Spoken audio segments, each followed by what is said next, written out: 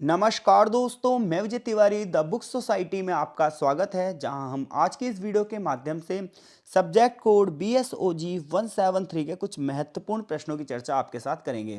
जैसा कि BSOG 173 का संबंध विकास और पुनर्चिंतन से है। इस किताब के एक एक चैप्टर की वीडियो हमने ऑलरेडी अपने चैनल पर अपलोड कर रखी है। आप BSOG 173 की प्लेलिस्ट में जाकर हर चैप्टर को ध्यान से पढ़ सकते हैं। यहाँ इस PDF में हमने 10 क्वेश्चन तैयार किए हैं। ये वे 10 क्वेश्चन हैं जो मोस्ट रिपीटेड क्वेश्चनों में से एक हैं और इस बार के पेपर में भी इनके आने की संभावना बहुत ज़्यादा बनती है। जहां हमारा पहला प्रश्न है कि उद्विकास, प्रगति और वृद्धि के बीच अंतर कीजिए। यानी कि तीन अलग अलग शब्द हैं हमारे सामने।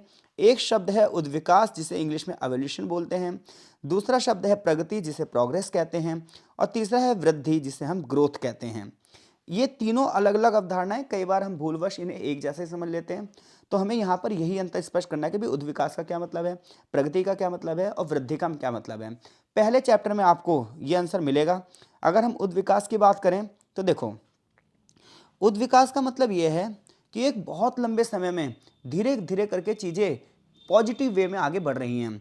तो एक बहुत लंबा समय है और उस बहुत लंबे समय में धीरे धीरे करके साम्राज्य की संरचना में चेंज आ रहा है या जैविक संरचना में चेंज आ रहा है, यानी कि स्ट्रक्चर धीरे धीरे करके पॉजिटिव वे में आगे बढ़ रहा है। तो हम कहेंगे ये प्रक्रिया एवोल्यूशन की है, ये प्रक्रिया उद्विकास की है। तो उद्विकास का अर्थ क्या हुआ? उद्विकास का अर्थ है कि धीमी गति से और बिल्कुल एक स्टेप टू स्टेप प्रोसेस में, यानी कि क्रमिक प्रक्रिया में परिवर्तन हो रहा है, चीज़ें आगे बढ़ रही हैं। सबसे बड़ी बात यह है कि इसमें लंबा समय लगेगा और चीज़ें क्वालिटेटिव वे में, यानी कि गुणात्मक रूप से आगे बढ़ेंगी। एग्जाम्पल की अगर मैं बात करूं तो पौधों में, जानवरों में जो आंतरिक वृद्धि होती है वो एक तरीके से उद्विकासी है। ये बहुत ही जटिल होता है। जैसे कि अगर हम डार्विन की थ्योरी देखें तो डार्विन की थ्योरी कहती है कि कैसे स्टेप टू स्टेप बायोडाइवर्सिटी का विकास होता है। किस प्रकार से अगर हम इंसान की बात करें तो कैसे हुआ, शुरुआत में इंसान को टेक्नोलॉजी का ज्ञान नहीं था, पूरी तरीके से प्रकृति पर निर्भर था। आदि मानव मनुष्य था, उसे खेती करनी नहीं आती थी। फिर धीरे धीरे एक एक चरण में इंसान धीरे धीरे बहुत सारी चीज़ें सीख गया और इस तरीके से सोसाइटी का एवोल्यूशन हुआ। तो कुल मिलाकर कोई पूछे भाई उद्विकास शब्द से आप क्या समझते हो, तो आप बोलोगे उद्विकास का अर्थ यह है कि एक लंबे समय में धीरे धीरे क्रमबद्ध तरीके से, यानी कि स्टेप टू स्टेप चीजें आगे बढ़ रही हैं। तो हम कहेंगे ये उद्विकास की प्रक्रिया है। उद्विकास की विशेषताएं क्या क्या होंगी? तो उद्विकास की विशेषताएं ये होंगी कि सबसे पहली बात तो ये चरणबद्ध होगा, यानी कि बिल्कुल स्टेप टू स्टेप होगा। दूसरा, इसमें गुणात्मक बदलाव आएंगे, नए नए गुण, नए नए स्ट्रक्चर का विकास होगा। यह किसी भी देश में, ये किसी भी दिशा में हो सकता है, ना केवल सकारात्मक यानी कि पॉजिटिव भी निगेटिव भी। जैसे कि जीवों का उद्विकास, किसी भाषा या संस्कृति का विकास। तो कोई पूछे उद्विकास क्या है तो बता दोगे अब आप कि उद्विकास एक लंबे समय में सकारात्मक गुणा, जो सकारात्मक गुणों में वृद्धि होती है हमारी, वो उद्विकास है। इसके लिए सबसे पहले एक लंबा टाइम पीरियड चाहिए और चीज़ें स्टेप टू स्टेप चलेंगी, यानी कि एक चरणबद्ध तरीके से आगे चलेंगी। फॉर एग्जाम्पल मैंने बताया, मनुष्य अपनी प्रारंभिक व्यवस्था में कहा था, आदि मनुष्य था। आदि मनुष्य कैसा था? वो नेचर पर डिपेंड था, पूरी तरीके से प्रकृति पर डिपेंड था। गुफाओं में रहता था, नदियों से पानी पीता था, वृक्षों से फल तोड़ लेता था या फिर शिकार कर लेता था। फिर धीरे धीरे करके मनुष्य को प्रकृति का ज्ञान हुआ और फिर कृषि का विकास हुआ। फिर मनुष्य स्थायी रूप से बचना शुरू हो गया। फिर धीरे धीरे करके तकनीक का विकास किया। सीधे सीधे चीज़ें जो चली हैं वो चरणों में चली हैं एक। तो ये उद्विकास है। अब हम बात करते हैं प्रगति क्या है। तो प्रगति का अर्थ क्या होता है? प्रगति जो है एक सकारात्मक दिशा में सुधार करती है। ये आमतौर पर एक आदर्श स्थिति होती है।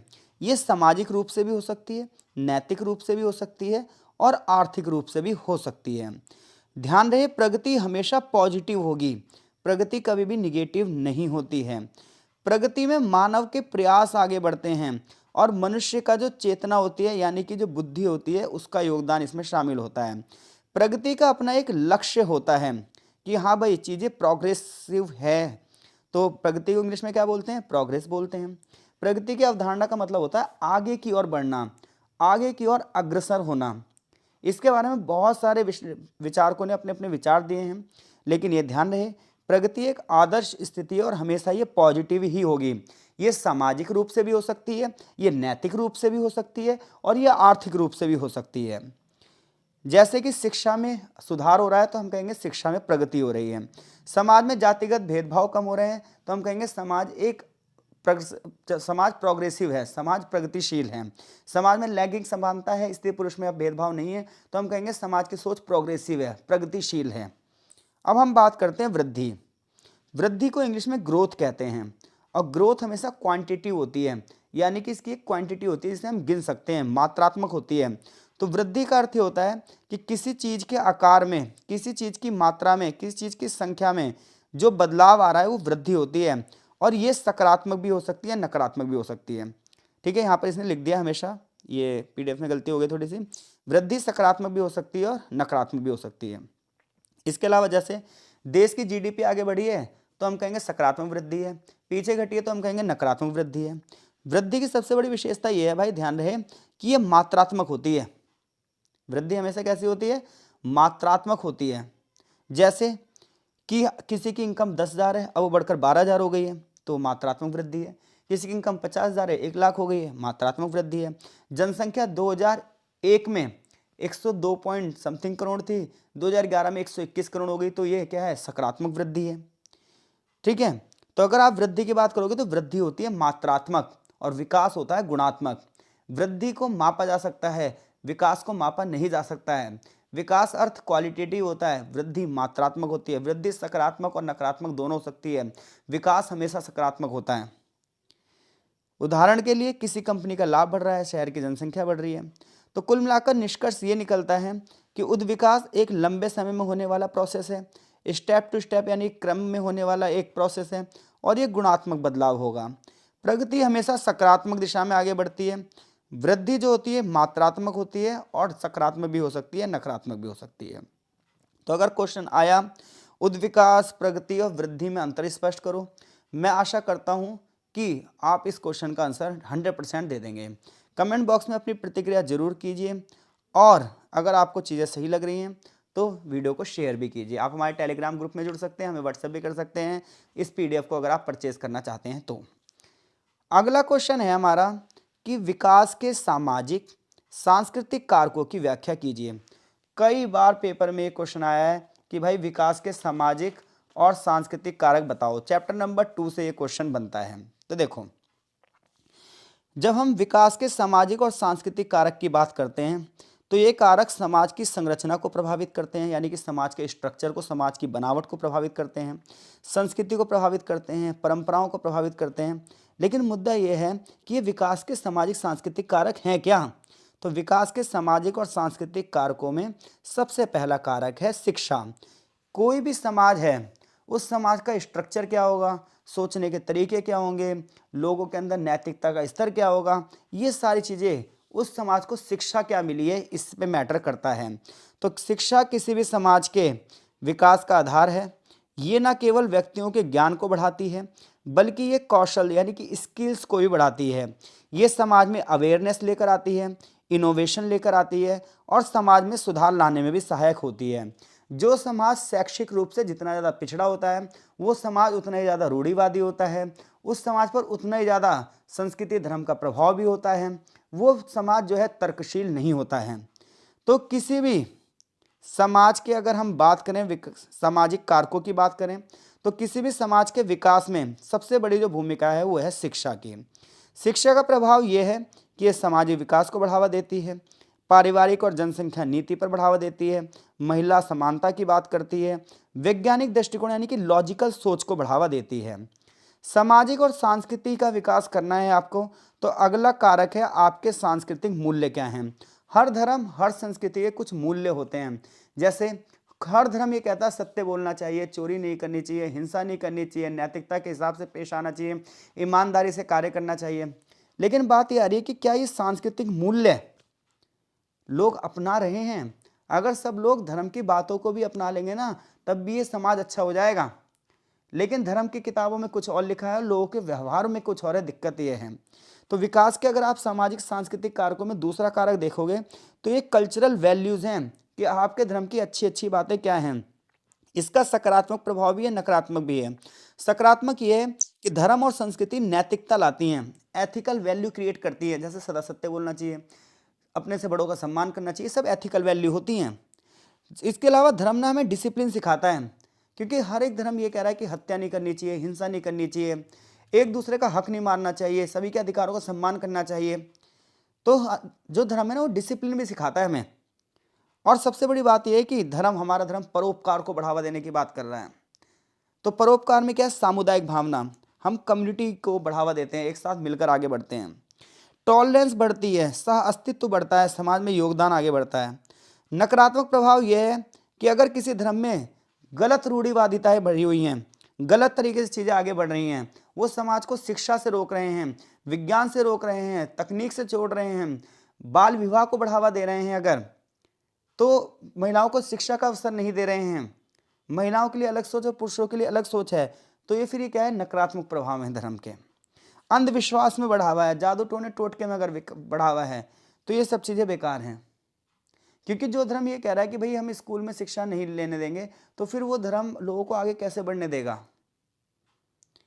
तो धर्म के नकारात्मक प्रभाव भी हैं और सकारात्मक प्रभाव भी हैं समाज और संस्कृति पर। सामाजिक और सांस्कृतिक विकास में, यानी कि किसी समाज का विकास कैसे होगा, उसकी संस्कृति का विकास कैसे होगा, इसमें अगली भूमिका आती है परिवार की और सोशल स्ट्रक्चर की। परिवार और समाज के बीच में सहयोग कैसा है, वहाँ का स्ट्रक्चर कैसा है, ये पूरे क्षेत्र के विकास को बढ़ावा देते हैं। कि किस प्रकार से पहले जॉइंट फैमिली होती थी, वो ज्ञान को साझा करती थी, एक पीढ़ी का ज्ञान दूसरे पीढ़ी के ज्ञान में ट्रांसफर होता था। तो परिवार का माहौल कैसा है, ये भी सोसाइटी को प्रभावित करता है। धार्मिक विश्वास और नैतिकता, इसकी चर्चा हम पहले भी कर चुके हैं। लैंगिक समानता, किसी भी समाज का विकास कितना है, किसी भी संस्कृति का विकास कितना है, इसको आप बहुत इजी वे में समझ सकते हो। अगर आप किसी घर में गए और वहाँ महिलाओं को शिक्षा के अवसर नहीं मिल रहे, मान लो महिलाओं को रोजगार के अवसर नहीं मिल रहे, मान लो वहाँ महिलाओं से पूछकर निर्णय नहीं लिया जा रहा है, तो आप मान के चलो वो समाज पिछड़ा हुआ है, वो परिवार पिछड़ा हुआ है।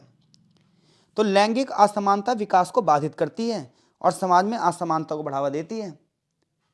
तो ध्यान रहे, समाज विकास जब कर सकता है क्योंकि एक समाज का आधा हिस्सा महिलाएं होती हैं। तो सामाजिक सांस्कृतिक विकास में जो अगला कारक है वो है लैंगिक समानता।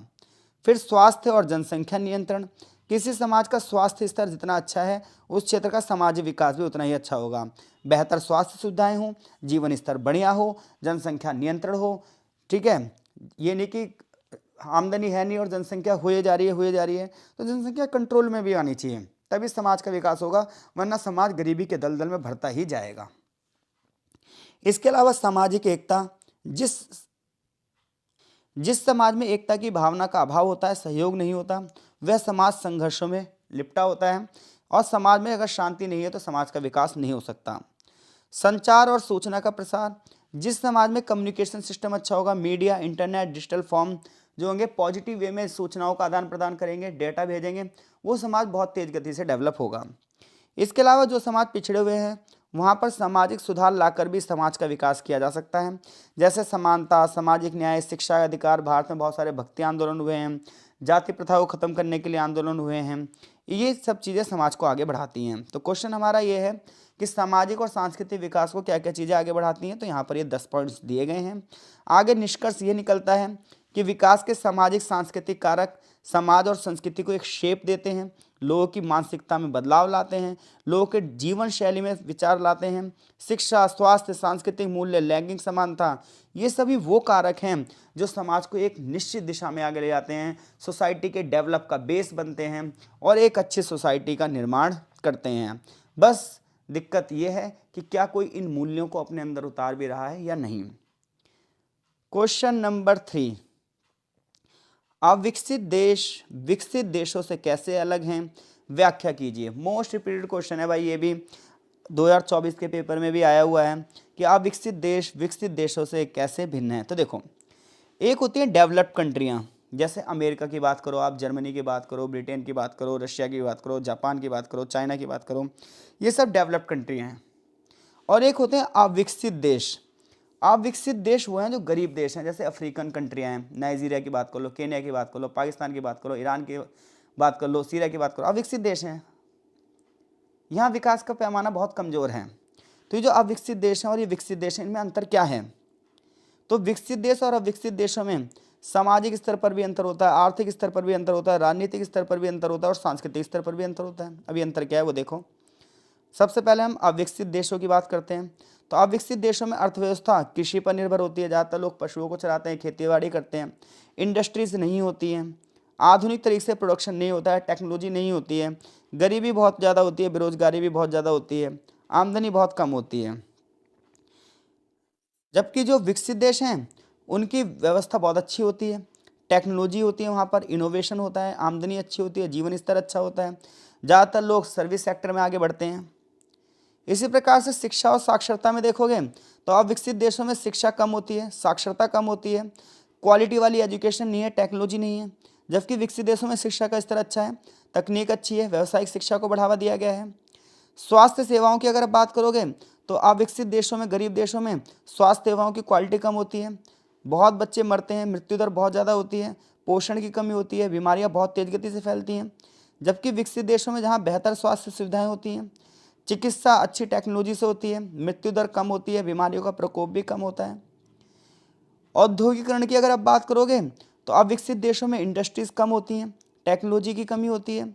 जबकि विकसित देशों में उद्योग बहुत ज़्यादा होते हैं, रोजगार बहुत सारे लोगों को मिलते हैं और लोगों का जो जीने का तरीका है वो भी बेटर होता जाता है। अविकसित देशों के लोगों का जीवन स्तर बड़ा निम्न होता है, पानी, बिजली और सड़क जैसी सुविधाएं भी नहीं होती हैं। विकसित देशों के लोगों का जीवन अच्छा होता है, स्टैंडर्ड अच्छा होता है, सुविधाएं बेहतर होती हैं। राजनीतिक स्थिति की बात करोगे तो आप विकसित देशों में भ्रष्टाचार बहुत होता है, राजनीतिक अस्थिरता होती है, सरकारें बार बार गिरती रहती हैं। विकसित देशों में प्रभावशाली शासन होता है, कानून व्यवस्था अच्छी होती है। तो निष्कर्ष ये निकलता है कि आप विकसित देश आर्थिक पिछड़ेपन, शिक्षा, स्वास्थ्य में कमी जैसी समस्याओं से जूझते रहते हैं, जबकि विकसित देशों में उन्नति होती है, सुधार के माध्यम से चीज़ें आगे बढ़ती हैं। और अगर हम इसे कम करना चाहते हैं तो पूरे विश्व को इसके लिए सहयोग करना पड़ेगा। तो आशा करता हूँ इन तीनों क्वेश्चनों में से कोई भी क्वेश्चन आया तो हम डेफिनेटली इस क्वेश्चन के आंसर को कर देंगे। क्वेश्चन नंबर 4 है हमारा, रोस्टोव के ऐतिहासिक अवस्था दृष्टिकोण का आलोचनात्मक विश्लेषण कीजिए। तो देखो, जब आप विकास के परिप्रेक्ष्य चैप्टर नंबर 5 में पढ़ोगे तो चैप्टर नंबर 5 में जो है कई सारे दृष्टिकोण दिए गए हैं और उनमें से कोई सा भी भाई एक दृष्टिकोण हर साल पेपर में आता है। अगर हम विकास के दृष्टिकोणों की बात करोगे, परिप्रेक्ष्यों की बात करोगे तो मनोवैज्ञानिक दृष्टिकोण है, रोस्टोव का दृष्टिकोण हमारे सामने ये क्वेश्चन है ही है, आदर्श रूपी दृष्टिकोण है, तो कई सारे दृष्टिकोण हैं। हमसे यहाँ क्वेश्चन रोस्टोव का पूछा। इसके अलावा चैप्टर नंबर आप 5 ध्यान से पढ़ लेना एक बार प्लेलिस्ट में जाके, क्योंकि इस चैप्टर से कोई सा भी क्वेश्चन कभी भी आ सकता है। तो देखो, रोस्टोव ने जो सिद्धांत दिया है, पहली बात तो रोस्टोव का पूरा नाम है वॉल्ट विटमैन रोस्टोव। इन्होंने 1960 में किताब लिखी थी, किताब का नाम था the stages of economic growth, a non communist manifesto. ये सिद्धांत ये कहता है कि किसी भी देश का जो आर्थिक विकास होता है वो 5 चरणों में होता है, यानी किसी देश का इकोनॉमिक डेवलपमेंट जो होता है वो कितनी स्टेज में होता है, 5 स्टेज में होता है। पहला स्टेज होता है कि हर एक सोसाइटी पारंपरिक समाज में होती है, यानी कि रोस्टोव ये कह रहा है कि हर एक सोसाइटी जो डेवलप करती है वो 5 ऑर्डर में करती है। पहले ऑर्डर में क्या होता है कि शुरुआती समाज होता है, सब लोग कृषि पर निर्भर होते हैं, टेक्नोलॉजी होती नहीं है और सब लोग प्रकृति पर ही ज़्यादातर निर्भर रहते हैं। यानी कि कोई भी देश कैसे डेवलप हो रहा है, रोस्टोव ये बता रहे हैं कि वो कह रहे हैं कि हर एक देश को, चाहे अमेरिका हो, चाहे ब्रिटेन हो, चाहे भारत हो, कोई भी हो, वहाँ का जो सबसे पहली जो सोसाइटी थी, ट्रेडिशनल सोसाइटी, वो पूरी तरीके से कृषि पर निर्भर थी, पशुपालन पर निर्भर थी, लोग नेचर पर ही डिपेंड थे और टेक्नोलॉजी किसी के पास थी नहीं। ये पहला चरण था। दूसरे चरण में धीरे धीरे करके इंसान ने बसना शुरू करा और बेसिक स्ट्रक्चर शुरू कर दिया उसने। धीरे धीरे ट्रांसपोर्टेशन यानी कि परिवहन बढ़ा और कम्युनिकेशन चीज़ें आगे बढ़ी। तीसरे में टेक ऑफ, यानी कि यहाँ पर समाज बहुत तेज गति से आगे बढ़ा और लगातार पूंजी बढ़ती गई। चौथी स्टेज में समाज मैच्योर हो गया, परिपक्वता बढ़ी।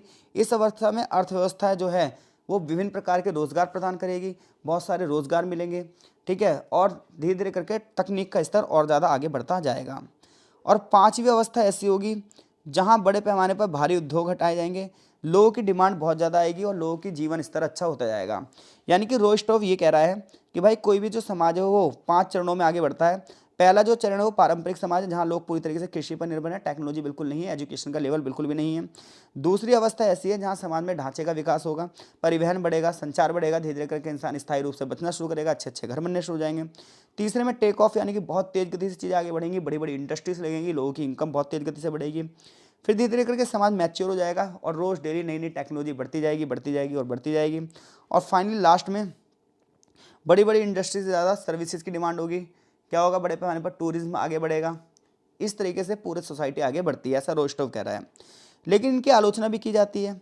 रोस्टोव की आलोचना इसलिए भी की जाती है कि भैया ये यथार्थवादी दृष्टिकोण नहीं है, यानी कि रियलिटी से ज़्यादा इसका कोई लेना देना नहीं है, क्योंकि इस तरीके से विकास हर देश का ऐसा नहीं है कि इसी तरीके से विकास हो, क्योंकि हर देश के इतिहास अलग है, संस्कृति अलग है, सामाजिक परिस्थितियाँ अलग हैं।